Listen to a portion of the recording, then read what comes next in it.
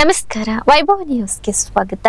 ಅಕ್ರಮ ಮರಳು ಸಾಗಾಣಿಕೆ ತಡೆಯಲು ಹೋದ ಪೊಲೀಸ್ ವಾಹನಕ್ಕೆ ಟ್ರ್ಯಾಕ್ಟರ್ನ ಟ್ರಾಲಿ ತಾಗಿ ರೈತನಗರ್ ಕ್ಯಾಂಪಿನ ಬಳಿ ಪೊಲೀಸ್ ವಾಹನ ಕಾಲುವೆಗೆ ಉರುಳಿದ ಘಟನೆ ಸೋಮವಾರ ಬೆಳಿಗ್ಗೆ ನಡೆದಿದೆ. ಟ್ರ್ಯಾಕ್ಟರ್ನಲ್ಲಿ ಅಕ್ರಮ ಮರಳು ಸಾಗಾಣಿಕೆ ನಡೆಯುತ್ತಿರುವ ಬಗ್ಗೆ ಖಚಿತ ಮಾಹಿತಿ ಮೇರೆಗೆ ದಾಳಿ ನಡೆಸಿದ ಸ್ಥಳೀಯ ಸಂಚಾರಿ ಪೊಲೀಸ್ ಠಾಣೆಯ ಪೊಲೀಸರು ಟ್ರ್ಯಾಕ್ಟರ್ ಅನ್ನು ಹಿಂಬಾಲಿಸಿದ್ದಾರೆ. ಪೊಲೀಸರಿಗೆ ದಾರಿ ತಪ್ಪಿಸಿದ ಟ್ರ್ಯಾಕ್ಟರ್ ಚಾಲಕ ತಾಲೂಕಿನ ರೈತನಗರ ಕ್ಯಾಂಪಿನವರೆಗೆ ಹಾಗೆ ವೇಗವಾಗಿ ಟ್ರ್ಯಾಕ್ಟರ್ ಅನ್ನು ಚಲಾಯಿಸಿಕೊಂಡು ಹೋಗಿದ್ದಾನೆ. ನಂತರ ಪೊಲೀಸ್ ವಾಹನವನ್ನು ಅಡ್ಡಗಟ್ಟಲು ಹೋದಾಗ ಟ್ರ್ಯಾಕ್ಟರ್ ಟ್ರಾಲಿ ತಾಗಿ ಪೊಲೀಸ್ ವಾಹನ ಕಾಲುವೆಗೆ ಉರುಳಿದ್ದು ವಾಹನದಲ್ಲಿದ್ದ ಪೇದೆ ಕರಿಯಪ್ಪ ಎನ್ನುವವರಿಗೆ ಸಣ್ಣ ಪುಟ್ಟ ಗಾಯಗಳಾಗಿದ್ದು ಪ್ರಾಣಾಪಾಯದಿಂದ ಪಾರಾಗಿದ್ದಾರೆ. ಘಟನೆಗೆ ಸಂಬಂಧಿಸಿದಂತೆ ಟ್ರ್ಯಾಕ್ಟರ್ ಸಹ ಅಲ್ಲೇ ಉರುಳಿದ್ದು ಚಾಲಕ ಪರಾರಿಯಾಗಿದ್ದಾನೆ. ನಂತರ ಸ್ಥಳೀಯ ಪೊಲೀಸರು ಜೆಸಿಬಿ ಮೂಲಕ ಕಾಲುವೆಯಿಂದ ವಾಹನವನ್ನು ಹೊರತೆಗೆದಿದ್ದಾರೆ.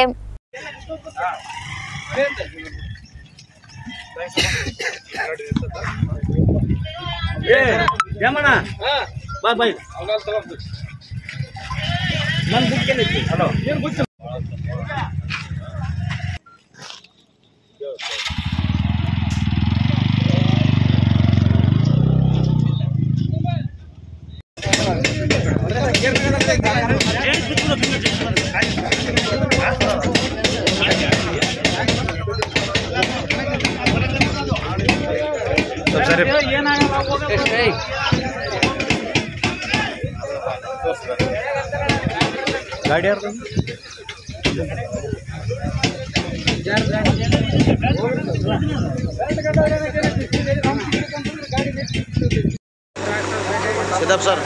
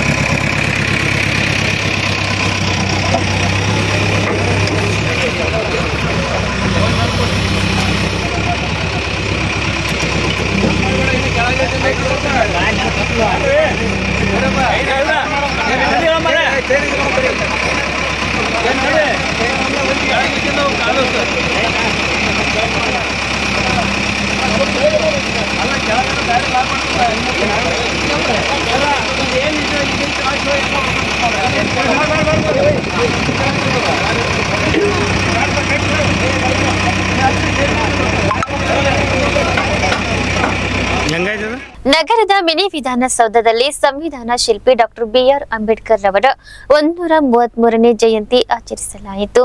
ತಾಲೂಕಾಡಳಿತದಿಂದ ತಹಸೀಲ್ದಾರ್ ಕಚೇರಿಯಲ್ಲಿ ಡಾಕ್ಟರ್ ಅಂಬೇಡ್ಕರ್ ಭಾವಚಿತ್ರಕ್ಕೆ ಪೂಜೆ ಸಲ್ಲಿಸಿ ಗೌರವ ಸಲ್ಲಿಸಿದರು. ನಂತರ ತಹಸೀಲ್ದಾರ್ ಅರುಣ್ ಎಚ್ ದೇಸಾಯಿ ಮಾತನಾಡಿದರು. ಬಾಬಾ ಸಾಹೇಬ್ ಅಂಬೇಡ್ಕರ್ ಅವರು ಸಂವಿಧಾನ ಕರ್ತೃ ಮಾತ್ರವಲ್ಲ, ಆರ್ಥಿಕ ತಜ್ಞ, ಶಿಕ್ಷಣ ತಜ್ಞ, ಸಾಮಾಜಿಕ ಚಿಂತಕ, ಕ್ರಾಂತಿಕಾರಿ ನಾಯಕ, ತತ್ವಜ್ಞಾನಿ ಹಾಗೂ ಮಹಾಮಾನವತಾವಾದಿ. ಜ್ಞಾನದ ಸಂಕೇತವಾಗಿರುವ ಅಂಬೇಡ್ಕರ್ ಜನ್ಮದಿನವನ್ನು ವಿಶ್ವಸಂಸ್ಥೆ ವಿಶ್ವಜ್ಞಾನದ ದಿನವೆಂದು ಘೋಷಿಸಿ ಆಚರಿಸುತ್ತಿರುವುದು ಹೆಮ್ಮೆಯ ಸಂಗತಿ ಎಂದು ಅಭಿಪ್ರಾಯಪಟ್ಟರು. ಜಾತೀಯತೆಯ ಅಪಮಾನ ಮತ್ತು ಶೋಷಣೆಗಳಿಗೆ ಸ್ವತಃ ಗುರಿಯಾಗಿ ಅವರ ನೋವನ್ನು ಉಂಡಿದ್ದ ಅಂಬೇಡ್ಕರ್ ಅವರು ಕೆಳವರ್ಗದ ಸಮುದಾಯಗಳಿಗೆ ಎಲ್ಲ ರೀತಿಯ ಸಮಾಜ ಅವಕಾಶಗಳನ್ನು ಒದಗಿಸಿಕೊಡಲು ಪಣತೊಟ್ಟು ಶಿಕ್ಷಣ, ಸಂಘಟನೆ ಮತ್ತು ಹೋರಾಟದ ತತ್ವಗಳೊಂದಿಗೆ ಮುನ್ನಡೆದರು. ಮೇಲ್ವರ್ಗಗಳ ಶೋಷಣೆ, ದಬ್ಬಾಳಿಕೆ ನಿಲ್ಲಬೇಕು, ತಳ ಸಮುದಾಯಗಳು ಸ್ವಾಭಿಮಾನದ ಜೀವನ ನಡೆಸಬೇಕೆಂಬ ದೂರದೃಷ್ಟಿಯಿಂದಲೇ ಸಂವಿಧಾನವನ್ನು ರಚಿಸಿದ್ದು ಅದರ ಅಂಶಗಳು ಇಂದಿಗೂ ಪ್ರಸ್ತುತವಾಗಿವೆ ಎಂದರು. ಈ ಸಂದರ್ಭದಲ್ಲಿ ಶಾಸಕ ಹಂಪನಗೌಡ ಬಾದರ್ಲಿ, ಮಾಜಿ ಸಂಸದ ಕೆ ವಿರೂಪಾಕ್ಷಪ್ಪ, ಮಾಜಿ ಸಚಿವ ವೆಂಕಟರಾವ್ ನಾಡಗೌಡ, ಸರ್ಕಾರಿ ನೌಕರರ ಸಂಘದ ತಾಲೂಕಾಧ್ಯಕ್ಷ ಚಂದ್ರಶೇಖರ್ ಹಿರೇಮಠ್, ಲಿಂಗಪ್ಪ ಅಂಗಡಿ, ಮುಖಂಡರಾದ ಹನುಮಂತಪ್ಪ ಬೂದಿಹಾಳ್ ವಕೀಲರು, ಅಯ್ಯಪ್ಪ ವಕೀಲರು, ನರಸಪ್ಪ ಕಟ್ಟಿಮನಿ ಹಾಗೂ ಇತರರಿದ್ದರು.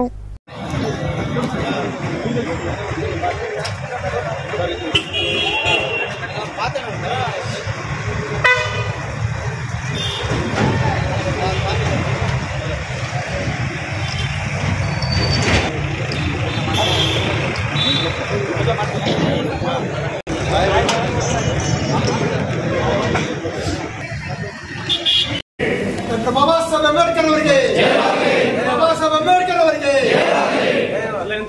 ಬಾಬಾ ಸಾಹೇಬ್ ಅಂಬೇಡ್ಕರ್ ಅವರ 133 ಜಯಂತ್ಯೋತ್ಸವಕ್ಕೆ, ಬಾಬಾ ಸಾಹೇಬ್ ಅಂಬೇಡ್ಕರ್ ಅವರ 133 ಜಯಂತ್ಯೋತ್ಸವಕ್ಕೆ.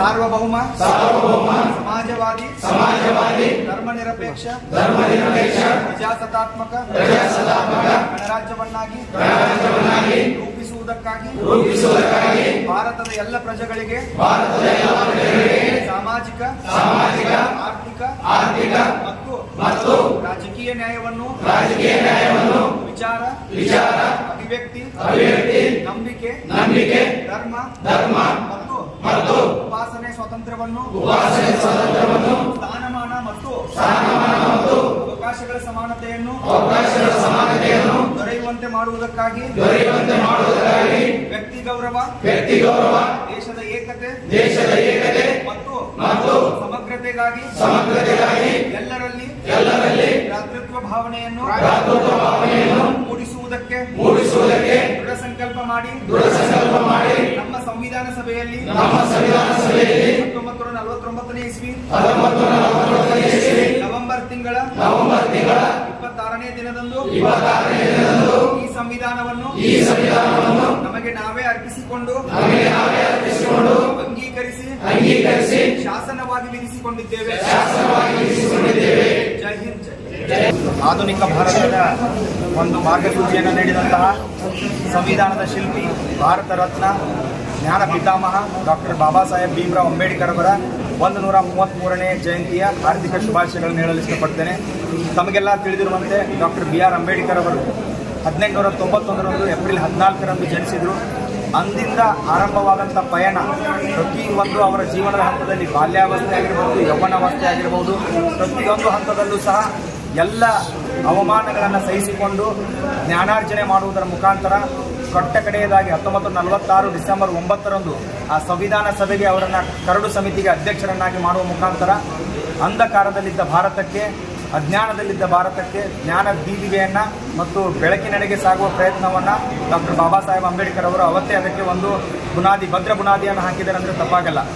ಅದರ ಜೊತೆಗೆ ಇವತ್ತಿಗೂ ನಾವು ಒಬ್ಬ ವ್ಯಕ್ತಿಯನ್ನು ಯಾವ ರೀತಿ ನೆನೆಸ್ತೀವಿ ಅಂದರೆ, ಒಬ್ಬ ವ್ಯಕ್ತಿ ಭಾಳ ಅಂದರೆ ಒಂದು ಬಿರುದಿರುತ್ತೆ, ಎರಡು ಬಿರುದಿರುತ್ತೆ, ಒಂದು ಪದವಿ ತೊಗೊಂಡಿರ್ತಾರೆ, ಎರಡು ಪದವಿ ತೊಗೊಂಡಿರ್ತಾರೆ. ಬಟ್ ಡಾಕ್ಟರ್ ಬಾಬಾ ಸಾಹೇಬ್ ಅಂಬೇಡ್ಕರ್ ಅವರು BA, MA, LLB, DSc, doctorate ಇವತ್ತಿಗೂ ಸಹ ನಾವು ಕೊಲಂಬಿಯಾ ಯೂನಿವರ್ಸಿಟಿ, ಅಮೆರಿಕದ ಕೊಲಂಬಿಯಾ ಯೂನಿವರ್ಸಿಟಿ ಆಗಿರ್ಬೋದು, ಇಂಗ್ಲೆಂಡಿನ ಲಂಡನ್ ಸ್ಕೂಲ್ ಆಫ್ ಎಕನಾಮಿಕ್ಸಲ್ಲಿ ಅಡ್ಮಿಷನ್ ತೊಗೊಳ್ಳೋಕ್ಕೂ ಇನ್ನೂ ಕಷ್ಟದ ಕಾಲ ಇವತ್ತಿಗೂ ಸಹ. ಆದರೆ ಸರಿಸುಮಾರು 100 ವರ್ಷಗಳ ಹಿಂದೆ 1920ರಲ್ಲಿ ಭಾರತದಿಂದ ಆಯ್ಕೆಯಾದ ಮೊದಲ ಅಧ್ಯಯನ ಯಾರಾದರೂ ಇದ್ದರೆ ಅದು ಡಾಕ್ಟರ್ ಬಾಬಾ ಸಾಹೇಬ್ ಅಂಬೇಡ್ಕರ್ ಅವರು. ಕೊಲಂಬಿಯಾ ಯೂನಿವರ್ಸಿಟಿ ಆಗಿರ್ಬೋದು, ಲಂಡನ್ ಸ್ಕೂಲ್ ಆಫ್ ಎಕನಾಮಿಕ್ಸಲ್ಲಿ ಎಕನಾಮಿಕ್ಸನ್ನು ಅಧ್ಯಯನ ಮಾಡಿದ, ಆಗಿನ ಕಾಲದಲ್ಲಿ ಅರ್ಥಶಾಸ್ತ್ರವನ್ನು ಅಧ್ಯಯನ ಮಾಡಿದಂತಹ ಅರ್ಥಶಾಸ್ತ್ರಜ್ಞ ಅಂದರೆ ತಪ್ಪಾಗಲ್ಲ. ಅಂಥ ಒಬ್ಬ ಮಹಾನ್ ವ್ಯಕ್ತಿ, ಕೇವಲ ಶಿಕ್ಷಣ ಮತ್ತು ಜ್ಞಾನ ಇದರಿಂದ ಇಡೀ ವಿಶ್ವವೇ ಅವರಿಗೆ ಇವತ್ತು ಸಲಾಂ ಹೊಡೆಯುವಂಥ ಪರಿಸ್ಥಿತಿ ಬಂದಿದೆ ಅಂದರೆ ಅದು ಅವರ ಜ್ಞಾನಾರ್ಜನೆಗೆ ಹಿಡಿದಂತಹ ಕೈಗನ್ನಡಿ. ಸಿದ್ದರಾಮಯ್ಯ ಕಂಡೀಷನ್, ಮುಖ್ಯಮಂತ್ರಿ ಲೋಕಸಭಾ ಚುನಾವಣೆ ನಂತರ ಕಾಂಗ್ರೆಸ್ ಸರ್ಕಾರ ಪತನವಾಗಲಿದೆ ಎಂದು ಮಾಜಿ ಸಂಸದ ಕೆ ವಿರೂಪಾಕ್ಷಪ್ಪ ಭವಿಷ್ಯ ನುಡಿದರು. ಅವರು ತಾಲೂಕಿನ ಕಲ್ಲೂರು ರಾಮರೆಡ್ಡಿ ಕ್ಯಾಂಪ್ಗಳಲ್ಲಿ ಲೋಕಸಭಾ ಚುನಾವಣಾ ಹಿನ್ನೆಲೆಯಲ್ಲಿ ಬಿಜೆಪಿ ಅಭ್ಯರ್ಥಿ ಡಾಕ್ಟರ್ ಬಸವರಾಜ್ ಕ್ಯಾವಟರ್ ಪರ ಮತಯಾಚಿಸಿ ಮಾತನಾಡಿದರು. ಅರ್ಥವಿಲ್ಲದ ಗ್ಯಾರಂಟಿಗಳನ್ನು ಜಾರಿಗೆ ತಂದಿರುವ ಸಿದ್ದರಾಮಯ್ಯ ನೇತೃತ್ವದ ಕಾಂಗ್ರೆಸ್ ಸರ್ಕಾರ ರಾಜ್ಯವನ್ನು ದಿವಾಳಿ ಮಾಡುತ್ತಿದೆ. ಗ್ಯಾರಂಟಿ ಯೋಜನೆಗಳ ನೆಪದಲ್ಲಿ ರಾಜ್ಯದಲ್ಲಿ ಯಾವುದೇ ಅಭಿವೃದ್ಧಿ ಕೆಲಸಗಳಾಗುತ್ತಿಲ್ಲ. ನರೇಂದ್ರ ಮೋದಿ ಅವರು ಪ್ರಧಾನಿಯಾದ ನಂತರ ದೇಶ ಎತ್ತರಕ್ಕೆ ಬೆಳೆದಿದೆ. ಆರ್ಥಿಕತೆ ಸುಧಾರಣೆ, ದೇಶದ ಗಡಿ ಭದ್ರತೆಗೆ ಆದ್ಯತೆ ನೀಡಿದ್ದಾರೆ. ಭಯೋತ್ಪಾದನೆ ಕಡಿಮೆಯಾಗಿದೆ. ಕಾಶ್ಮೀರದಲ್ಲಿ ಶಾಂತಿ ನೆಲೆಸಿದೆ. 500 ವರ್ಷಗಳ ಬೇಡಿಕೆಯಾಗಿದ್ದ ರಾಮ ಮಂದಿರ ನಿರ್ಮಾಣ ಮಾಡುವ ಮೂಲಕ ಹೊಸ ಇತಿಹಾಸ ನಿರ್ಮಾಣ ಮಾಡಲಾಗಿದೆ. ದೇಶದ ಸ್ವಾಭಿಮಾನದ ಪ್ರಶ್ನೆಯಾಗಿದೆ. ಜಾತಿ ಮುಖ್ಯವಲ್ಲ. ದೇಶದ ವಿಚಾರ ಗಮನದಲ್ಲಿಟ್ಟುಕೊಂಡು ಬಿಜೆಪಿ ಅಭ್ಯರ್ಥಿಗೆ ಮತ ನೀಡುವ ಮೂಲಕ ದೇಶದ ಪ್ರಗತಿಗೆ ಮುನ್ನುಡಿ ಬರೆಯಬೇಕೆಂದು ಮನವಿ ಮಾಡಿದರು. ಜೆಡಿಎಸ್ ಅಧ್ಯಕ್ಷ ಬಸವರಾಜ ನಾಡಗೌಡ ಮಾತನಾಡಿ, ನರೇಂದ್ರ ಮೋದಿ ನಾಯಕತ್ವದಲ್ಲಿ ದೇಶ ಸದೃಢ ರಾಷ್ಟ್ರವಾಗಿ ಬೆಳೆದಿದೆ. ಆರ್ಥಿಕತೆಯಲ್ಲಿ 5ನೇ ಸ್ಥಾನಕ್ಕೇರಿದೆ. ಶೀಘ್ರವೇ 3ನೇ ಸ್ಥಾನಕ್ಕೆ ಬರಲಿದೆ. ಪ್ರಗತಿ ನೋಡಬೇಕಾದರೆ ಭಾರತಕ್ಕೆ ಬನ್ನಿ ಎಂದು ಭಾರತದಲ್ಲಿರುವ ಅಮೆರಿಕದ ರಾಯಭಾರಿ ಹೇಳುತ್ತಾರೆ. ಇದೆಲ್ಲವನ್ನು ಗಮನಿಸಿ ಮೈತ್ರಿ ಅಭ್ಯರ್ಥಿಗೆ ಮತ ನೀಡಬೇಕೆಂದರು. ಈ ಸಂದರ್ಭದಲ್ಲಿ ಮುಖಂಡರಾದ ಗೋಪಾಲ್ ರೆಡ್ಡಿ, ಬೂತಲದಿನ್ನಿ ಗ್ರಾಮ ಪಂಚಾಯತ್ ಮಾಜಿ ಅಧ್ಯಕ್ಷ ಹರಿಕಿಶೋರ್ ಬಾಬು ಸೇರಿದಂತೆ ಅನೇಕರಿದ್ದರು. ತಾಲೂಕಿನ ತುರ್ವಿಹಾಳ್ ಪಟ್ಟಣದ ಬಸವಚೇತನ ಶಾಲಾ ಕಾಲೇಜಿನಲ್ಲಿ ಡಾಕ್ಟರ್ ಬಿಆರ್ ಅಂಬೇಡ್ಕರ್ ಅವರ 133ನೇ ಜಯಂತ್ಯೋತ್ಸವ ಸಮಾರಂಭ ನಡೆಯಿತು.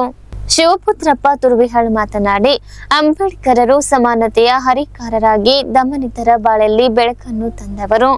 ಮಹಿಳೆಯರು ಗೌರವದ ಬದುಕು ಸಾಗಿಸಬೇಕೆಂಬ ಆಶಾಭಾವನೆಯೊಂದಿಗೆ ಸಂವಿಧಾನಾತ್ಮಕ ಸೌಲಭ್ಯಗಳನ್ನು ದೊರಕಿಸಿಕೊಟ್ಟಿದ್ದಾರೆ ಎಂದರು. ಅಂಬೇಡ್ಕರರು ಜಗತ್ತಿನ ಜ್ಞಾನದ ಸಂಕೇತವಾಗಿದ್ದಾರೆ. ಅವರ ಚಿಂತನೆಗಳು ಇಂದಿಗೂ ಪ್ರಸ್ತುತವಾಗಿವೆ. ನಾವೆಲ್ಲರೂ ಅವರನ್ನು ಅನುಸರಿಸಿ ಜೀವನ ಸಾಗಿಸಬೇಕಿದೆ. ಅವರಂತೆ ನಾವು ಸಮಾಜಮುಖಿಯಾಗೋಣ ಎಂದು ಬಸವರಾಜ್ ಉಪನ್ಯಾಸಕರು ಹೇಳಿದರು. ಅಧ್ಯಕ್ಷತೆ ವಹಿಸಿ ಮಾತನಾಡಿದ ಪ್ರಾಂಶುಪಾಲ ವಿರೂಪಾಕ್ಷಪ್ಪ ಗಚ್ಚಿನಮನಿ, ಅನಾನುಕೂಲ ಪರಿಸ್ಥಿತಿಯನ್ನೆದುರಿಸಿ ಅಧ್ಯಯನದಿಂದ ಜಗತ್ತೇ ನೆನಪಿಟ್ಟುಕೊಳ್ಳಬಹುದಾದ ವ್ಯಕ್ತಿತ್ವವನ್ನು ಗಳಿಸಿದ ಅಂಬೇಡ್ಕರರು ಈ ನೆಲದಲ್ಲಿ ನೂರಾರು ವರ್ಷಗಳಿಂದ ನೋವಿನಲ್ಲಿ ನರಳುತ್ತಿದ್ದವರ ನರಳಾಟಕ್ಕೆ ಕಾನೂನಿನ ಮೂಲಕ ಮದ್ದು ನೀಡಿದ, ಬಡತನವೆಂಬ ಕುಲುಮೆಯಲ್ಲಿ ಅರಳಿದ, ಬಹುತ್ವದ ಭೂಮಿಗೆ ಬಹುದೊಡ್ಡ ಸಂವಿಧಾನ ಬರೆದುಕೊಟ್ಟ, ತಮ್ಮ ಬುದ್ಧಿಶಕ್ತಿಯ ಮೂಲಕ ವಿಶ್ವಕ್ಕೆ ಭಾರತದ ಭೌತಿಕತೆಯನ್ನು ಸಾರಿದ ಸಂತ, ಅಮಾನವೀಯ ನೋವುಗಳನ್ನು ನೀಡಿದ, ಸಮಾಜಕ್ಕೆ ಮಾನವೀಯತೆಯನ್ನು ಕಲಿಸಿಕೊಟ್ಟ ಮಹಾಮಾನವತಾವಾದಿ, ಸಂವಿಧಾನ ಶಿಲ್ಪಿ, ವಿಶ್ವಜ್ಞಾನಿ, ಅರ್ಥಶಾಸ್ತ್ರಜ್ಞ, ಭಾರತ ರತ್ನ ಡಾಕ್ಟರ್ ಬಾಬಾ ಸಾಹೇಬ್ ಅಂಬೇಡ್ಕರ್ ಅವರು ಕಷ್ಟದಲ್ಲಿ ಅರಳಿದ ಮೇರು ಜ್ಞಾನದ ನಿಧಿಯಾಗಿದ್ದಾರೆ. ಅವರನ್ನು ಚುನಾವಣೆಯಲ್ಲಿ ಸೋಲಿಸಿದವರು ಮತ್ತು ವಿರೋಧಿಸಿದವರೇ ಇಂದು ಅವರ ಹೆಸರೇಳಿಕೊಂಡು ತಮ್ಮ ಉದ್ದೇಶ ಈಡೇರಿಸಿಕೊಳ್ಳುತ್ತಿದ್ದಾರೆ. ಆದ್ದರಿಂದ ಅಂಬೇಡ್ಕರರ ಜೀವನ ಚಿಂತನೆಗಳನ್ನು, ಅವರ ಭಾಷಣ ಬರಹಗಳನ್ನು ನಾವು ಅಭ್ಯಾಸ ಮಾಡಿ, ಅವರ ಜೀವನಾದರ್ಶಗಳನ್ನು ನಾವು ಅಳವಡಿಸಿಕೊಂಡು ನಮ್ಮ ಬದುಕನ್ನು ಕಟ್ಟಿಕೊಳ್ಳೋಣ ಎಂದರು. ಈ ಸಂದರ್ಭದಲ್ಲಿ ಕಲ್ಮಂಗಿ ಗ್ರಾಮ ಪಂಚಾಯಿತಿಯ ಪೌರ ಕಾರ್ಮಿಕ ಯಮನೂರಪ್ಪ ಹತ್ತಿಗುಡ್ಡ ಅವರನ್ನು ಮತ್ತು ದ್ವಿತೀಯ ಪಿಯುಸಿ ವಾರ್ಷಿಕ ಪರೀಕ್ಷೆಯಲ್ಲಿ ಅತ್ಯುನ್ನತ ಶ್ರೇಣಿಯಲ್ಲಿ ಉತ್ತೀರ್ಣರಾದ 11 ವಿದ್ಯಾರ್ಥಿಗಳಿಗೆ ಸನ್ಮಾನಿಸಿ ಶುಭ ಹಾರೈಸಿದರು. ಕಾರ್ಯಕ್ರಮವನ್ನು ಜ್ಯೋತಿ ಸಿ ಉಪನ್ಯಾಸಕಿ ನಿರೂಪಿಸಿದರು. ನಾಗರಾಜ್ ಮಸ್ಕಿ ಮುಖ್ಯ ಗುರುಗಳು ಸ್ವಾಗತ ಕೋರಿದರು. ಸಾವಿತ್ರಿ ಗಚ್ಚಿನಮನಿ ಉಪನ್ಯಾಸಕರು ಕೊನೆಯಲ್ಲಿ ವಂದಿಸಿದರು. ಶಿಕ್ಷಕಿ ವಿಜಯಲಕ್ಷ್ಮಿ, ಪಾಲಕರಾದ ಹುಲಿಗಪ್ಪ ಪೂಜಾರಿ ಹಾಗೂ ವಿದ್ಯಾರ್ಥಿಗಳು ಪಾಲ್ಗೊಂಡಿದ್ದರು. ಕೆಳವರ್ಗದ ಜನರು ಅಜ್ಞಾನದ ಕತ್ತಲಲ್ಲಿ ಇರಬೇಕಾದ್ರೆ ಬೆಳಕಂತೆ ಹೊರಬಂದವರು ಡಾಕ್ಟರ್ ಬಿ.ಆರ್. ಅಂಬೇಡ್ಕರ್ ಅಂತೇಳಿ ಕರಿತೀವಿ ನಾವು. ಯಾಕಂತ ಕೇಳಿದ್ರೆ ಅವರು ಹುಟ್ಟಿರುವಂತದ್ದು ಬಹಳಷ್ಟು ಬಡತನದ ಕುಟುಂಬದಲ್ಲಿ. 1891 ಏಪ್ರಿಲ್ 14ರಂದು ಮಧ್ಯಪ್ರದೇಶದ ಮಾಹೋ ಅನ್ನುವಂತಹ ಒಂದು ಜಿಲ್ಲೆಯಲ್ಲಿ ಜನಿಸ್ತಾರೆ ಅವರು. ಆದರೆ ಅವರ ಮೂಲ ಮಹಾರಾಷ್ಟ್ರ ಅಂತೇಳಿ ಕರಿತೀವಿ ನಾವು. ಇವರು ಮೆಹರ್ ಜಾತಿ ಅಂತೇಳಿ ಕರಿತೀವಿ. ಮಹಾರಾಷ್ಟ್ರದಲ್ಲಿ ಅತ್ಯಂತ ಕೆಳವರ್ಗದ ಜಾತಿ ಅಂತೇಳಿ ಕರಿತೀವಿ, ಮೆಹರ್ ಜಾತಿ. ಆ ಜನಾಂಗದಲ್ಲಿ ಜನಿಸಿರ್ತಕ್ಕಂಥವ್ರು. ಆ ಜನಾಂಗದಲ್ಲಿ ಜನಿಸಿರ್ತಕ್ಕಂಥವ್ರನ್ನ ಆಗಿನ ಕಾಲದೊಳಗ ಬ್ರಿಟಿಷ್ ಒಂದು ಅಧಿಕಾರಿಯ ಸೈನ್ಯದಲ್ಲಿ ಸೇವಕರಾಗಿ ಅವ್ರನ್ನ ತಗೊಳ್ತಿರ್ತಾರೆ. ಇಂತಹ ಸಂದರ್ಭದೊಳಗ ಇಂತಹ ಸಣ್ಣ ಕೆಳವರ್ಗದಲ್ಲಿ ಜನಿಸಿದ್ರು ಸಹ ಅದಕ್ಕೆ ಒಂದ್ಸಾರಿ ಹೇಳ್ತೀವಿ ನೋಡ್ರಿ, ಜನ್ಮತತ್ ಶೂದ್ರೋ ಸಂಸ್ಕಾರೇನ ಬ್ರಾಹ್ಮಣ ಅಂತೇಳಿ ಕರಿತೀವಿ. ಅಂದ್ರೆ ನಾವು ಜನ್ಮದಲ್ಲಿ ಶೂದ್ರರಾಗಿದ್ರು ಸಹ ಸಂಸ್ಕಾರದಲ್ಲಿ ಬ್ರಾಹ್ಮಣನನ್ನು ಮೀರಿಸುವಷ್ಟು ಶಕ್ತಿ ನಮ್ಮಲ್ಲಿದ. ಅದನ್ನು ತೋರಿಸಿಕೊಟ್ಟವ್ರು ಯಾರಪ್ಪ ಅಂತ ಹೇಳಿದ್ರೆ ಡಾಕ್ಟರ್ ಬಿ.ಆರ್. ಅಂಬೇಡ್ಕರ್ ಅಂತ ಕರಿತೀವಿ. ಜಾತಿ ಅನ್ನುವಂಥದ್ದು ಹುಟ್ಟಿನಿಂದಲ್ಲ, ಅವನು ಮಾಡುವ ಕಾಯಕದಿಂದ. ಹೊಲಸು ತಿನ್ನುವವನೇ ವಲಯ ಅಂತ ಹೇಳ್ತಾರೆ ಮಹಾ ಬಸವಾದಿಶರಣ್ಯ. ಹಾಗಾಗಿ ಅವರ ಮಾರ್ಗದಲ್ಲಿ ನಡೆದಂಥವ್ರು ಯಾರಪ್ಪ ಅಂತ ಹೇಳಿದ್ರೆ ಡಾಕ್ಟರ್ ಬಾಬಾ ಸಾಹೇಬ್ ಅಂಬೇಡ್ಕರ್ ಅಂತೇಳಿ ಕರಿತೀವಿ. ಇವರ ತಂದೆ ರಾಮ್ಜಿ ಮತ್ತು ಭೀಮಾಬಾಯಿ, ಇವರಿಗೆ 14 ಜನ ಮಕ್ಕಳಿರ್ತಾರೆ.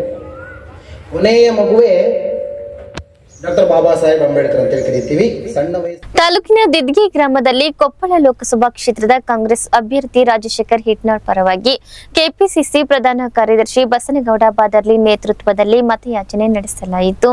ಕೆಪಿಸಿಸಿ ರಾಜ್ಯ ಘಟಕದ ಪ್ರಧಾನ ಕಾರ್ಯದರ್ಶಿ ಬಸನಗೌಡ ಬಾದರ್ಲಿ ಮಾತನಾಡಿ, ಮುಖ್ಯಮಂತ್ರಿ ಸಿದ್ದರಾಮಯ್ಯ ಹಾಗೂ ಉಪಮುಖ್ಯಮಂತ್ರಿ ಡಿಕೆ ಶಿವಕುಮಾರ್ ನೇತೃತ್ವದ ರಾಜ್ಯ ಸರ್ಕಾರ ಅನ್ನಭಾಗ್ಯ, ಶಕ್ತಿ, ಗೃಹ ಜ್ಯೋತಿ, ಗೃಹಲಕ್ಷ್ಮಿ ಹಾಗೂ ಯುವ ನಿಧಿ 5 ಗ್ಯಾರಂಟಿಗಳನ್ನು ಎಲ್ಲಾ ವರ್ಗದ ಜನರಿಗೆ ತಲುಪಿಸುವ ಮೂಲಕ ನುಡಿದಂತೆ ನಡೆದುಕೊಂಡಿದೆ.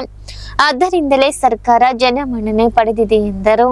ಕೇಂದ್ರದಲ್ಲಿ 10 ವರ್ಷಗಳ ಆಡಳಿತ ನಡೆಸಿದ ಪ್ರಧಾನಿ ಮೋದಿ ಸರ್ಕಾರ ಕೊಟ್ಟ ಯಾವುದೇ ಭರವಸೆಗಳನ್ನು ಈಡೇರಿಸಿಲ್ಲ.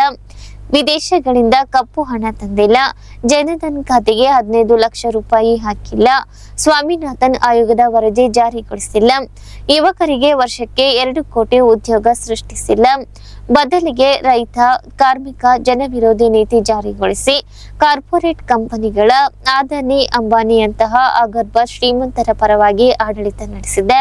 ಸರ್ಕಾರಿ ಸ್ವಾಯತ್ತ ಸಂಸ್ಥೆಗಳನ್ನು ಖಾಸಗೀಕರಣ ಮಾಡುತ್ತಿದೆ. ಜಾತಿ, ಧರ್ಮ, ದೇವರ ಹೆಸರಿನಲ್ಲಿ ರಾಜಕಾರಣ ಮತ್ತು ಚುನಾವಣೆ ನಡೆಸುತ್ತಿದೆ. ಹೀಗಾಗಿ ಈ ಚುನಾವಣೆಯಲ್ಲಿ ಬಿಜೆಪಿಯನ್ನು ಸೋಲಿಸಿ ತಕ್ಕ ಪಾಠ ಕಲಿಸಬೇಕು. ಕೊಪ್ಪಳ ಕಾಂಗ್ರೆಸ್ ಅಭ್ಯರ್ಥಿ ರಾಜಶೇಖರ್ ಹಿಟ್ನಾಳ್ ಅವರನ್ನು ಗೆಲ್ಲಿಸುವ ಜೊತೆಗೆ ದೇಶದಲ್ಲಿ ಕಾಂಗ್ರೆಸ್ಗೆ ಅತಿ ಹೆಚ್ಚು ಸ್ಥಾನ ನೀಡಿ ಅಧಿಕಾರಕ್ಕೆ ತರಲು ಜನತೆ ಸಂಕಲ್ಪಿಸಬೇಕೆಂದು ಹೇಳಿದರು. ಈ ಸಂದರ್ಭದಲ್ಲಿ ಗ್ರಾಮೀಣ ಬ್ಲಾಕ್ ಕಾಂಗ್ರೆಸ್ ಅಧ್ಯಕ್ಷ ಶಿವಕುಮಾರ್ ಜವಳಿ, ಮುಖಂಡರಾದ ವೆಂಕಟೇಶ್ ರಾಗಲ್ಪರ್ವಿ, ಎಂಕನಗೌಡ ಗಿನಿವಾರ್, ವೀರರಾಜು ಸೋಮಲಾಪುರ, ಶರಣಯ್ಯ ಕೋಟೆ, ಶರಣೇಗೌಡ ದಿದ್ದಿಗಿ, ಮಲ್ಲಿಕಾರ್ಜುನ್ ನಾಡಗೌಡ, ಫಕೀರಪ್ಪ ರಾಮತ್ನಾಳ್, ರಮೇಶ್, ಸುಗುರಪ್ಪ ಬನ್ನಿಗನೂರು, ಲಿಂಗಯ್ಯ, ಮುತ್ತಣ್ಣ, ಯಮನಪ್ಪ, ಆದಪ್ಪ ನಾಯಕ್, ದೇವಪ್ಪ ಕಟ್ಟಿಕಾರ, ಅಬುಲ್ ಸಬ್, ಹುಲಗಪ್ಪ ಹರೇಟ್ನೂರು, ಸುರೇಂದ್ರ, ವೆಂಕಟೇಶ್ ಕೊಪ್ಪಳ ಕ್ಯಾಂಪ್, ವೆಂಕಟೇಶ್, ಬೀರಪ್ಪ ದಿದ್ದಿಗಿ ಹಾಗೂ ರಾಮತ್ನಾಳ್ ಗ್ರಾಮ ಪಂಚಾಯಿತಿ ವ್ಯಾಪ್ತಿಯಲ್ಲಿ ಬರುವ ಗ್ರಾಮಗಳ ಮುಖಂಡರು, ಕಾರ್ಯಕರ್ತರಿದ್ದರು. ಪ್ರಧಾನಿ ನರೇಂದ್ರ ಮೋದಿ ಉದ್ಯಮಿಗಳಾದ ಅಂಬಾನಿ, ಅದಾನಿ ಸಾಲ ಮನ್ನಾ ಮಾಡಿದರು. ರೈತರ ಸಾಲ ಮನ್ನಾ ಮಾಡಲಿಲ್ಲ. ಬಡವರ, ರೈತರ ವಿರೋಧಿಯಾಗಿದ್ದಾರೆ ಎಂದು ಸಚಿವ ಶಿವರಾಜ್ ತಂಗಡಗಿ ಆರೋಪಿಸಿದರು. ತಾಲೂಕಿನ ಸಾಲ್ಗುಂದ ಗ್ರಾಮದಲ್ಲಿ ನಡೆದ ಸಾಲ್ಗುಂದ ಜಿಲ್ಲಾ ಪಂಚಾಯತ್ ವ್ಯಾಪ್ತಿಯ ಕಾಂಗ್ರೆಸ್ ಕಾರ್ಯಕರ್ತರ ಸಭೆಯಲ್ಲಿ ಅವರು ಮಾತನಾಡಿದರು. ಪ್ರಧಾನಿ ನರೇಂದ್ರ ಮೋದಿ ಅವರು ಕಪ್ಪು ಹಣ ತರಲಿಲ್ಲ, ಯುವಕರಿಗೆ ಉದ್ಯೋಗ ಕೊಡಲಿಲ್ಲ, ರೈತರ ಆದಾಯ ದುಪ್ಪಟ್ಟು ಮಾಡಲಿಲ್ಲ, ಸ್ಮಾರ್ಟ್ ಸಿಟಿ ಮಾಡಲಿಲ್ಲ, ವಿಶ್ವದ ಶ್ರೇಷ್ಠ ಸುಳ್ಳಿನ ಸರದಾರ ಎಂದು ಲೇವಡಿ ಮಾಡಿದ ಅವರು, ಕೇಂದ್ರದಲ್ಲಿ ಕಾಂಗ್ರೆಸ್ ಸರ್ಕಾರ ಅಧಿಕಾರಕ್ಕೆ ಬಂದರೆ ರೈತರ ಕೃಷಿ ಸಾಲ ಸಂಪೂರ್ಣ ಮನ್ನಾ ಮಾಡಲಾಗುವುದು. ವಿಧಾನಸಭಾ ಚುನಾವಣೆಯಲ್ಲಿ ಕಾಂಗ್ರೆಸ್ ಘೋಷಣೆ ಮಾಡಿದಂತೆ 5 ಗ್ಯಾರಂಟಿಗಳನ್ನು ಜಾರಿಗೆ ತಂದಿದೆ. ಈ ಗ್ಯಾರಂಟಿ ಯೋಜನೆಗಳಿಗೆ ಶಕ್ತಿ ತುಂಬಲು ಕಾಂಗ್ರೆಸ್ ಅಭ್ಯರ್ಥಿ ರಾಜಶೇಖರ್ ಹಿಟ್ನಾಳ್ ಅವರಿಗೆ ಮತ ನೀಡಿ ಎಂದು ಮನವಿ ಮಾಡಿದರು. ಶಾಸಕ ಹಂಪನಗೌಡ ಬಾದರ್ಲಿ ಮಾತನಾಡಿ, ಪ್ರತಿಯೊಂದು ಚುನಾವಣೆಯಲ್ಲಿ ಮೋದಿ ಒಂದೊಂದು ಸುಳ್ಳು ಹೇಳಿ ಜನರನ್ನು ಮೋಡಿ ಮಾಡಿ ಚುನಾವಣೆ ಗೆಲ್ಲುತ್ತಾ ಬಂದಿದ್ದಾರೆ. ಈಗ ಅವರ ಹವಾ ಇಲ್ಲ. ರಾಮನ ಹೆಸರು ಹೇಳಿ ಚುನಾವಣೆ ಗೆಲ್ಲಲು ಹೊರಟಿದ್ದಾರೆ. ರಾಮ ಬಿಜೆಪಿಯ ಸ್ವತ್ತಲ್ಲ, ರಾಮ ಎಲ್ಲರ ದೇವರು. ನಾನು ಬಿಜೆಪಿಗೆ ಬೆಂಬಲ ನೀಡುವ ಬಗ್ಗೆ ಕೆಲವರು ಅಪಪ್ರಚಾರ ಮಾಡುತ್ತಿದ್ದಾರೆ. ನಾನು ಪಕ್ಷದ ಶಿಸ್ತಿನ ಸಿಪಾಯಿ, ಪ್ರಾಮಾಣಿಕ ಕಾರ್ಯಕರ್ತ. ಪಕ್ಷದ ಅಭ್ಯರ್ಥಿ ರಾಜಶೇಖರ್ ಹಿಟ್ನಾಳ್ ಗೆಲುವಿಗೆ ಅವಿರತ ಶ್ರಮಿಸುವೆ ಎಂದರು.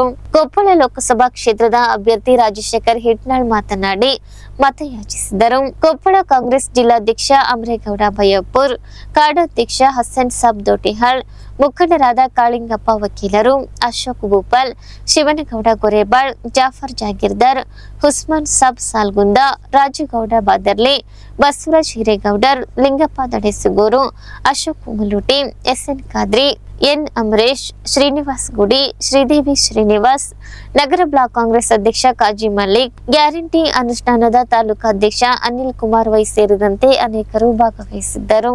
ಸಾಮಾಜಿಕ, ಆರ್ಥಿಕ, ಶೈಕ್ಷಣಿಕ ಸಮಾನತೆಗೆ ಕಲ್ಯಾಣ ಕರ್ನಾಟಕ ಭಾಗಕ್ಕೆ 371 ಜೆ ಕಲಾಂ ಅನಿವಾರ್ಯ ಎಂದು ಮಾಜಿ ಸಂಸದ ಕೆ ವಿರೂಪಾಕ್ಷಪ್ಪ ಪ್ರತಿಪಾದಿಸಿದರು. ಅವರು ಪತ್ರಿಕಾ ಭವನದಲ್ಲಿ ಸುದ್ದಿಗೋಷ್ಠಿಯನ್ನುದ್ದೇಶಿಸಿ ಮಾತನಾಡಿದರು. ಕಲ್ಯಾಣ ಕರ್ನಾಟಕೇತರ ಭಾಗದಲ್ಲಿ 8% ಮೀಸಲಾತಿಗೆ ಸಂಬಂಧಿಸಿದಂತೆ ಸಚಿವ ಎಚ್.ಕೆ. ಪಾಟೀಲ್ ಮುಖ್ಯಮಂತ್ರಿಗಳಿಗೆ ಪತ್ರ ಬರೆದಿದ್ದಾರೆ ಎಂದು ತಿಳಿದು ಬಂದಿದೆ. ಇದು ನಿಜವೇ ಆಗಿದ್ದರೆ ಕಲ್ಯಾಣ ಕರ್ನಾಟಕ ಭಾಗದ ದುರಂತ. ಇದನ್ನು ನಾವು ತೀವ್ರವಾಗಿ ಖಂಡಿಸುತ್ತೇವೆ. ರಾಜ್ಯ ಸರ್ಕಾರದ ಕೆಲವು ಹುದ್ದೆಗಳ ನೇಮಕಾತಿಯಲ್ಲಿ 8% ಮೀಸಲಾತಿಗೆ ಸಂಬಂಧಿಸಿದಂತೆ ಗೊಂದಲ ಉಂಟು ಮಾಡುತ್ತಿದ್ದು, ಅನ್ಯಾಯದ ವಿರುದ್ಧ ನಮ್ಮ ಭಾಗದ ಅಭ್ಯರ್ಥಿಗಳು ನ್ಯಾಯಾಲಯದ ಮೊರೆ ಹೋಗಿದ್ದಾರೆ. ಈ ವಿಚಾರದ ಬಗ್ಗೆ ಸರ್ಕಾರ 371 ಜೆ ಪರವಾಗಿ ನಿಲ್ಲಬೇಕಿತ್ತು. ಈ ವಿಚಾರದಲ್ಲಿ ನಿರ್ಲಕ್ಷ್ಯ ತೋರುತ್ತದೆ ಎಂದು ಆರೋಪಿಸಿದರು. ನವಾಬ್ರ ಆಡಳಿತದಿಂದ ಈ ಭಾಗ ಜಿಲ್ಲೆಗಳು ಅತ್ಯಂತ ಹಿಂದುಳಿದ ಜಿಲ್ಲೆಗಳಾಗಿದ್ದು, ಬಹಳಷ್ಟು ಹೋರಾಟದ ಫಲವಾಗಿ 2012ರಲ್ಲಿ 371 ಜೆ ಜಾರಿಯಾಗಿದೆ. ವಿವಿಧ ಸರ್ಕಾರಿ ಹುದ್ದೆಗಳಲ್ಲಿ ಸೌಲಭ್ಯ ಪಡೆಯುವ ಮೂಲಕ ಬದಲಾವಣೆಯ ಗಾಳಿ ಬೀಸುತ್ತಿದೆ. ಇದು ಜಾರಿಯ ಸಂದರ್ಭದಲ್ಲಿ ಎಚ್.ಕೆ. ಪಾಟೀಲ್ ಅವರೇ ಸಂಪುಟ ಉಪಸಮಿತಿಯ ಅಧ್ಯಕ್ಷರಾಗಿದ್ದರು. ಯಾವ ರೀತಿ ಜಾರಿಯಾಗಬೇಕು ಎನ್ನುವ ಕುರಿತು ಸಮಿತಿ ವರದಿ ನೀಡಿತ್ತು.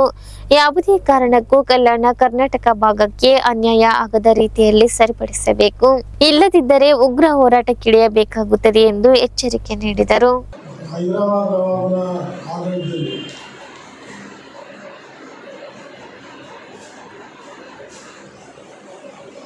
ಅತಿ ಹಿಂದುಳಿದ ಜಿಲ್ಲೆಗಳಾಗಿದ್ದು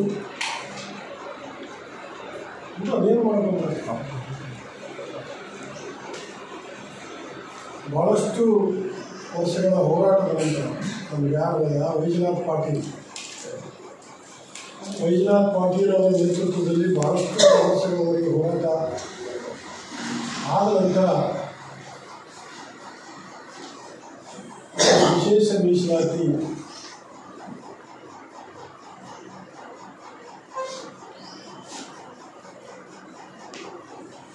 ಆರ್ಟಿಕಲ್ 371 ಸೇರಿಸುವುದರ ಮೂಲಕ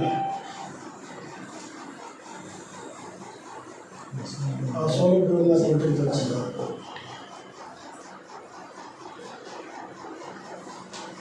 ಇದು ಇಂಗ್ಲಿಷರ ಕಾಲದಲ್ಲೇ ನಮಗೆ ಮೀಸಲಾತಿ ಇತ್ತು. ಮಹಾರಾಷ್ಟ್ರದ ಕೆಲವು ಭಾಗ, ಕರ್ನಾಟಕದ ಕೆಲವು ಭಾಗ, ಆಂಧ್ರದ ಕೆಲವು ಭಾಗ. ಆದರೆ ಕರ್ನಾಟಕ ಏಕೀಕರಣದ ನಂತರ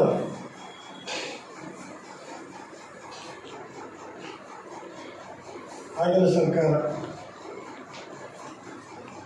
ಆ ಸವಲತ್ತನ್ನು ತೆಗೆದುಹಾಕಿತು. ಅವತ್ತು ನಮ್ಮ ಈ ಭಾಗದ ನಾಯಕರು ಯಾರೂ ಬಾಯಿ ಬಿಡಲಿಲ್ಲ ಅಂತೇಳಿ ನನಗೆ ಅನಿಸ್ತಾ ಇದೆ. ಕಾರಣ ಏನೂ ಗೊತ್ತಿಲ್ಲ. ತದನಂತರದಲ್ಲಿ ಭಾಳಷ್ಟು ಹೋರಾಟಗಳು ಮಾಡಿದ ನಂತರ 2012ರಲ್ಲಿ ಕೇಂದ್ರ ಸರ್ಕಾರದಿಂದ ಈ ಮೀಸಲಾತಿಯ ಸವಲತ್ತು ನಮಗೆ ಸಿಕ್ಕಿರುವಂಥದ್ದು. ಈಗಿನ 6 ಜಿಲ್ಲೆಗಳು, ಆಗಿನ 3 ಜಿಲ್ಲೆಗಳು, ಈಗಿನ 6 ಜಿಲ್ಲೆಗಳು, ಆಗಿನ 4 ಜಿಲ್ಲೆಗಳು, ಗುಲ್ಬರ್ಗ, ರಾಯಚೂರು, 4, ಆಗಿನ 4, ಈಗಿನ 6, 4 ಇದ್ದು ಈಗ 6 ಈಗ 7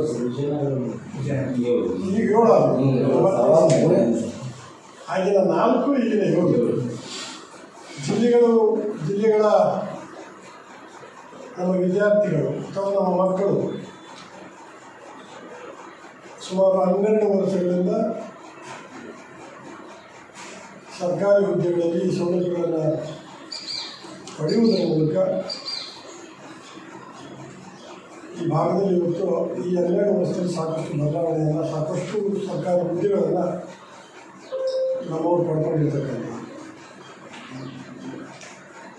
ಅದರಲ್ಲಿರ್ತಕ್ಕಂಥ ಅಂಶ ಏನಿದೆ ಅದರ ಪ್ರಮುಖವಾಗಿ ನಮ್ಮ ಭಾಗದಲ್ಲಿ ಬರುವಂಥ ಹುದ್ದೆಗಳು, ಅಂದರೆ ಕಲ್ಯಾಣ ಕರ್ನಾಟಕ ಭಾಗದಲ್ಲಿ ಬರುವಂಥ ಹುದ್ದೆಗಳು 80%,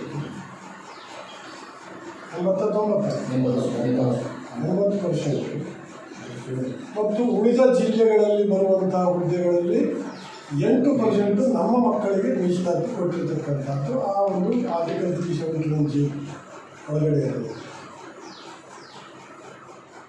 ಈ ಒಂದು ಮೀಸಲಾತಿ ಆರ್ಟಿಕಲ್ 371 ಜಾರಿಗೆ ತರಬೇಕಾದ ಸಂದರ್ಭದಲ್ಲಿ ರಾಜ್ಯದಲ್ಲಿ ಆವತ್ತಿನ ಕಾಂಗ್ರೆಸ್ ಸರ್ಕಾರ, ರಾಜ್ಯ ಸರ್ಕಾರ, ಕೆಲವು ಸ್ಥಳೀಯ ಸಂಸ್ಥೆಗಳು ಅಥವಾ ಈ ವಿಶ್ವವಿದ್ಯಾಲಯಗಳು ಮತ್ತು ಇನ್ನಿತರ ಬೇರೆ ಬೇರೆ ಇಲಾಖೆಗಳಲ್ಲಿ 8% ವಿಚಾರದಲ್ಲಿ ಗೊಂದಲ ಇದ್ದಂಥ ಸಂದರ್ಭ ಅಥವಾ ಇವತ್ತು ಕೋರ್ಟಿನಲ್ಲಿ ಆ ವಿಚಾರ ಇರುವಂಥ ಸಂದರ್ಭ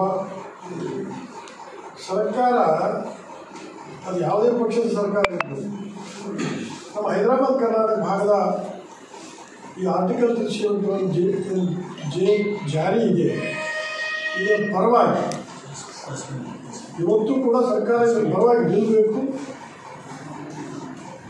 ಮತ್ತು ಎಲ್ಲ ಇದನ್ನು ನಿರಾಕರಿಸುವಂಥ 8% ನಿರಾಕರಿಸುವಂಥ ಯಾವುದೇ ಸಂಸ್ಥೆ ಇರ್ಬೋದು ಅವ್ರ ಮೇಲೆ ಕ್ರಮ ತಗೊಳ್ಳೋಂಥದ್ದು ಸರ್ಕಾರ ಆಗಬೇಕು ಅಂತಕ್ಕಂಥದ್ದು ನಮ್ಮ ಒತ್ತಾಯ. ಜೆಡಿಎಸ್ ತಾಲೂಕು ಅಧ್ಯಕ್ಷ ಬಸವರಾಜ ನಾಡಗೌಡ ಮಾತನಾಡಿ, ಶೈಕ್ಷಣಿಕ, ಆರ್ಥಿಕ, ಸಾಮಾಜಿಕವಾಗಿ ಹಿಂದುಳಿದ ದೇಶದ ವಿವಿಧ ರಾಜ್ಯಗಳಲ್ಲಿ 371 ಜೆ ಕಲಂ ಜಾರಿಯಲ್ಲಿದೆ. ನಂಜುಂಡಪ್ಪ ವರದಿಯಲ್ಲಿಯೂ ಕಲ್ಯಾಣ ಕರ್ನಾಟಕ ಹಿಂದುಳಿದ ಬಗ್ಗೆ ಉಲ್ಲೇಖವಿದೆ. ನಮ್ಮ ಭಾಗಕ್ಕೆ ನಿರಂತರವಾಗಿ ಅನ್ಯಾಯವಾಗುತ್ತಲೇ ಇದೆ. ಐಐಟಿ ಬರಬೇಕಿತ್ತು, ಬರಲಿಲ್ಲ. ಏಮ್ಸ್ ಸ್ಥಾಪನೆ ಮಾಡುವಂತೆ ನಿರಂತರ ಹೋರಾಟ ನಡೆಸಿದ್ದರೂ ಸ್ಪಂದನೆ ಸಿಗುತ್ತಿಲ್ಲ ಎಂದು ಅಸಮಾಧಾನ ವ್ಯಕ್ತಪಡಿಸಿದರು. ನಗರಸಭಾ ಸದಸ್ಯ ಡಿ ಸತ್ಯನಾರಾಯಣ, ಜೆಡಿಎಸ್ ಮುಖಂಡ ವೆಂಕೋಪ್ ಕಲ್ಲೂರು ಹಾಗೂ ಇತರರಿದ್ದರು. ಆರ್ಟಿಕಲ್ 370 ಇವತ್ತಿಗೂ ಜಾರಿಯಲ್ಲಿದೆ. ಅದರ ಮೂಲ ಉದ್ದೇಶ ಏನಂದರೆ ಶೈಕ್ಷಣಿಕ, ಆರ್ಥಿಕ, ಸಾಮಾಜಿಕ ಹಿಂದುಳಿದ ಈ ಪ್ರದೇಶಗಳನ್ನು ಮುಂದೆ ಚೆನ್ನಾಗಿ ಬೆಳೆದಂಥ ಪ್ರದೇಶಗಳಿವೆ, ಅದಕ್ಕೆ ಒಂದು ವ್ಯಕ್ತಿಗಳಿರುವಂಥದ್ದು ಅವಕಾಶಗಳನ್ನು ವಿಶೇಷವಾಗಿ ಕೊಟ್ಟಿರುವಂಥದ್ದು. ಈಗಾಗಲೇ ವಿಪಕ್ಷ ಪ್ರಸಾರ ಹೇಳಿದಂಗೆ ಎಲ್ಲೋ ಒಂದು ಕಡೆಗೆ 8%ಗೆ ಇದು ಬಹುಶಃ ಕೋಟಿಗೆ ಹೋಗಿರುವಂಥದ್ದಿದೆ. ಸರ್ಕಾರ ಯಾವುದೇ ಕಾರಣಕ್ಕೂ ಸಹ ನಮ್ಮ ಭಾಗದಲ್ಲಿ ಭಾಳಷ್ಟು ಹಿಂದುಳಿದ ಪ್ರದೇಶ ಅನ್ನುವಂಥದ್ದು ಇದು ಕೇವಲ ಇದು ನಂಜುಂಡಪ್ಪ ವರದಿಯವರ ವರದಿಯಲ್ಲಿ ಸಹ ಇದು ಇರೋದ್ರಿಂದ ಅದನ್ನು ಸಹ 370 ಆಗೋದಕ್ಕೆ ಕಾರಣ ಆಗಿದೆ. ಅದು ಸಹ ಮೂಲ ಕಾರಣ ಆಗಿದೆ. ಈ ಹಿಂದುಳಿದ ಪ್ರದೇಶಗಳನ್ನು ಗುರುತಿಸಿ ನಮಗೆ ಅನ್ಯಾಯ ಯಾವಾಗಲೂ ಆಗ್ತಾನೆ ಇದೆ. IIT ನಮಗೆ ಬರಬೇಕಿರುವಂಥದ್ದು ಪ್ರೊಫೆಸರ್ ನಂಜುಂಡಸ್ವಾಮಿ ವರದಿಯಲ್ಲಿತ್ತು. ಅವತ್ತು ಸಹ ಈ ಧಾರವಾಡ ಜಿಲ್ಲೆಯವರು ಅಂದಿನ ಮುಖ್ಯಮಂತ್ರಿ ಸಿದ್ದರಾಮಯ್ಯವರು ಒಂದು ತಪ್ಪೇನು ನಿರ್ಧಾರ ಮಾಡಿದ್ರು. ಇಲ್ಲಿಂದ ಶಿಫಾರಸು ಮಾಡಬೇಕಾದ್ರೆ ಕೇವಲ ರಾಯಚೂರು ಅಂತ ಕಳಿಸಿದ್ರೆ ನಮ್ದು ಆಗ್ಬಿಡ್ತಿತ್ತು. ಅವರು ತಮ್ಮ ಮೈಸೂರನ್ನು ಸೇರಿಸಿ ಮತ್ತೆ ಬರೀ ಮೈಸೂರು ಸೇರಿಸಿದ್ರೆ ಬೇರೆ ಇರೋ ಅಂತೇಳಿ ಧಾರವಾಡ ಸೇರಿಸಿದ್ರು. ಧಾರವಾಡ ಕೇಂದ್ರದಲ್ಲಿ ಅವ್ರ ಪ್ರಬಲ ಜಾಸ್ತಿ ಆಯಿತು. ಅದನ್ನು IIT ಸಹ ಹೋಯಿತು. ಈಗ ಏಮ್ಸ್ ಈ ಹೋರಾಟವನ್ನು ಮಾಡ್ತಾ ಇದ್ದಾರೆ. ಕನಿಷ್ಠ ಏಮ್ಸ್ ಆದರೂ ಸಹ ನಮ್ಮ ರಾಯಚೂರಿಗೆ ಸಿಗಬೇಕನ್ನುವಂಥದ್ದನ್ನು, ಯಾಕಂದರೆ ಎಲ್ಲ ಸೌಲಭ್ಯಗಳು ರಾಯಚೂರಿನ ಟ್ರೈನ್ ಇದ್ದಾವೆ, ಈ ವಿಮಾನ ನಿಲ್ದಾಣನೂ ಬರ್ತಾ ಇದೆ. ಮೊದಲು ಅದು ಹೇಳ್ತಿದ್ರು ಇಲ್ಲ ಇಲ್ಲಿ ಏರ್ಪೋರ್ಟ್ ಇಲ್ಲ, ಅದಕ್ಕೆ ನಾವು IIT ಕೊಡೋದಿಲ್ಲ ಅಂತ. ಈಗ ಅಲ್ಲಿ ಏರ್ಪೋರ್ಟು ಆಗ್ತಾ ಇದೆ, ಅದನ್ನೂ ಕೊಡಬೇಕನ್ನುವಂಥ ಒತ್ತಾಯವನ್ನು ಮಾಡ್ತೀವಿ. ಮುಂದೆ ಏನಾದರೆ ಸರ್ಕಾರ ನಿರ್ಧಾರಗಳು ತಪ್ಪು ಮಾಡಿದರೆ ಅದಕ್ಕೆ ಉಗ್ರ ಹೋರಾಟ ಮಾಡೋದಕ್ಕೆ ಸನ್ಮಾನಿಸಿ ವಿಪಕ್ಷದವರು ಈಗಾಗಲೇ ಹೇಳಿದ್ದಾರೆ, ಅದನ್ನು ಮಾಡೋಣ ಅಂತ.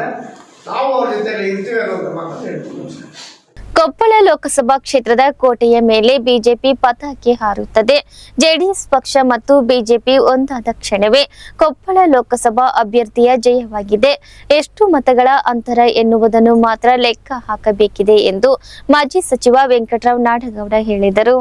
ಅವರು ವೈಭವ ವಾಹಿನಿ ಜೊತೆ ಮಾತನಾಡಿ, ಕಾಂಗ್ರೆಸ್ ಕೊಟ್ಟಿರುವ ಗ್ಯಾರಂಟಿ ಅವು ಕೇವಲ ಘೋಷಣೆಗಳಾಗಿ ಉಳಿಯಲಿವೆ.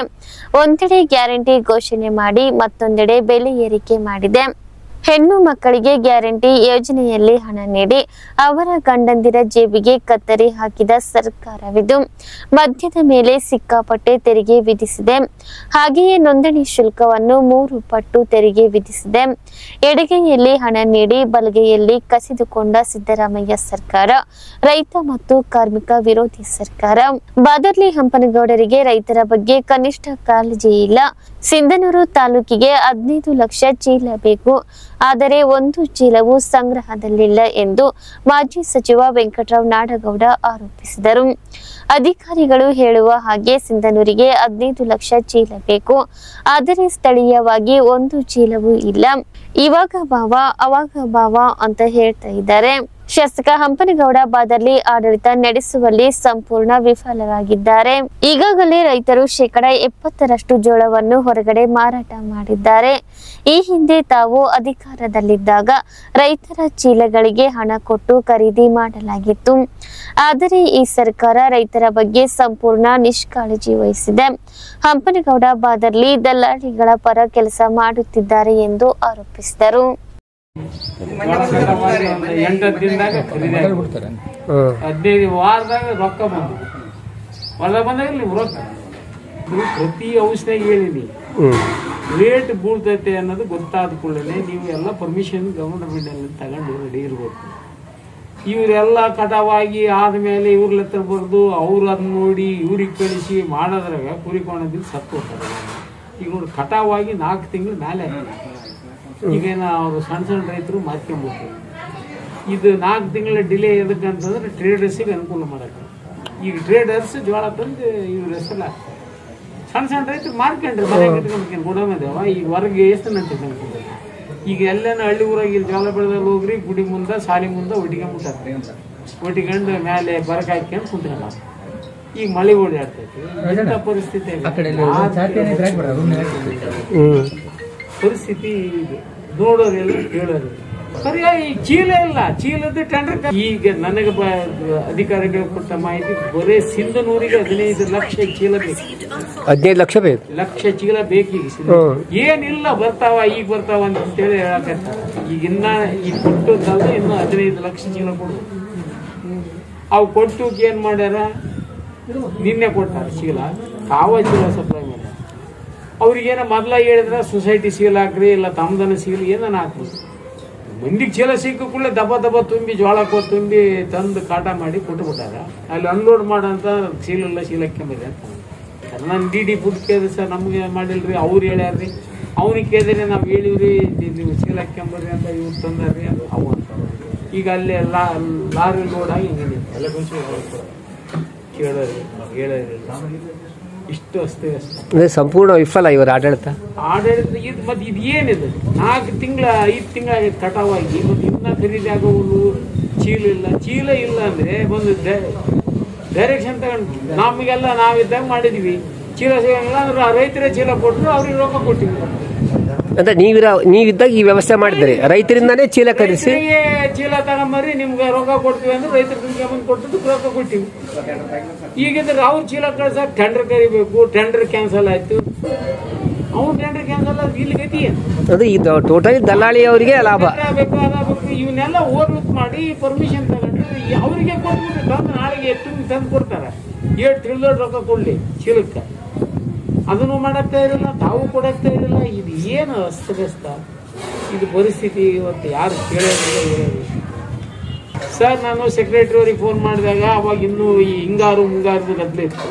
ಅದು ಹೇಳಿದೆ, ಇಲ್ಲ ಸರ್ ಕ್ಲಿಯರ್ ಮಾಡಿದೀವಿ ನಿಮ್ಗೆ ನೋಡ್ತೇಳಿ ನಾನು ಒಂದು ಕಾಪಿ ಹಾಕಿದೆ.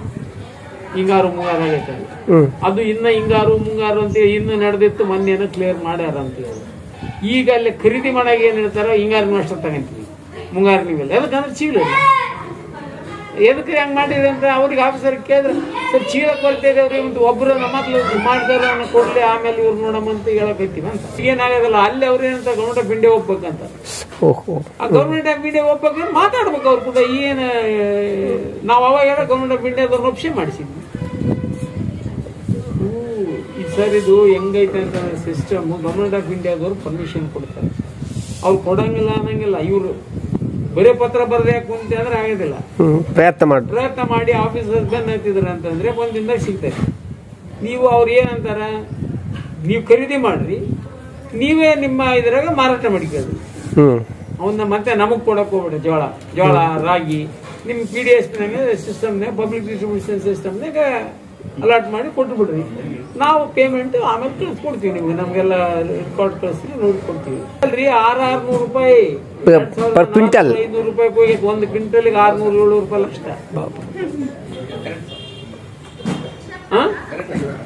ಅಷ್ಟು ಲಾಸ್ ಆಗ್ತೈತೆ, ಕೇಳೋದಿಲ್ಲ ಸರ್ಕಾರ. ಇಲ್ಲಿ ಶಾಸಕರೇ ನೇರವಣೆ. ಮತ್ತೆ ಅದಕ್ಕೆ ಈ ಪರಿಸ್ಥಿತಿ ಆಗೈತೆ. ಬರೀ ಪೇಪರ್ ಸ್ಟೇಟ್ಮೆಂಟ್ ಕೊಟ್ಟು ಅಲ್ಲಿ ಮಾತಾಡಿದೀವಿ. ಬರೀ ಒಂದು 50,000 ಚೀಲ ಬಂದ್ಬಿಟ್ರೆ ಪ್ರಾಮಿಸ್ 15 ಲಕ್ಷ ಚೀಲ ಬೇಕು ಸಿನ್ನೂರಿಗೆ. ರಾಯಚೂರು ಜಿಲ್ಲೆಗೆ 2 ಲಕ್ಷ ಚೀಲ ಬೇಕು. ಈಗ ಅದ್ರದ್ದು ಮಾಹಿತಿ ಇಲ್ಲ.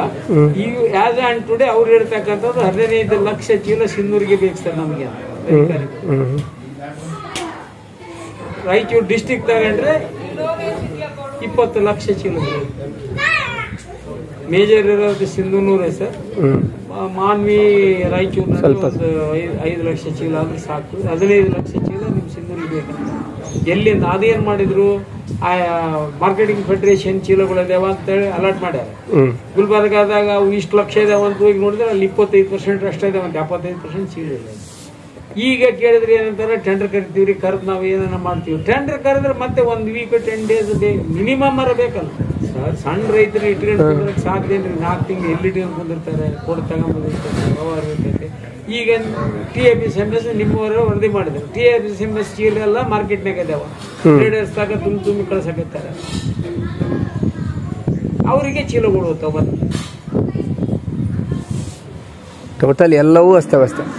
ಈ ಅಸ್ತವ್ಯಸ್ತ ಪಾಪ ರೈತರು ಹಾಳಾಗೋದು. ಜೋಳ ಬೆಳೆದ ರೈತನ ಪರಿಸ್ಥಿತಿ ಕೇಳಬಾರ್ದು. ಕೊಪ್ಪಳ ಕ್ಷೇತ್ರ ಏನಾಗ್ಬೋದು ಸರ್? ಕೊಪ್ಪಳ ಕ್ಷೇತ್ರವನ್ನ ಗೆದ್ದೇ ಗೆಲ್ತೀವಿ, ಅದಕ್ಕೆ ಇಲ್ಲಿಗೆ ಇಂದಿನ ವಾರ್ತಾ ಪ್ರಸಾರ ಮುಕ್ತಾಯವಾಯಿತು. ನಿರಂತರವಾಗಿ ವೀಕ್ಷಿಸಿ ವೈಭವ ಟಿವಿ. ವಂದನೆಗಳೊಂದಿಗೆ ದೇವಿಕಾ ಚನ್ನಬಸವ.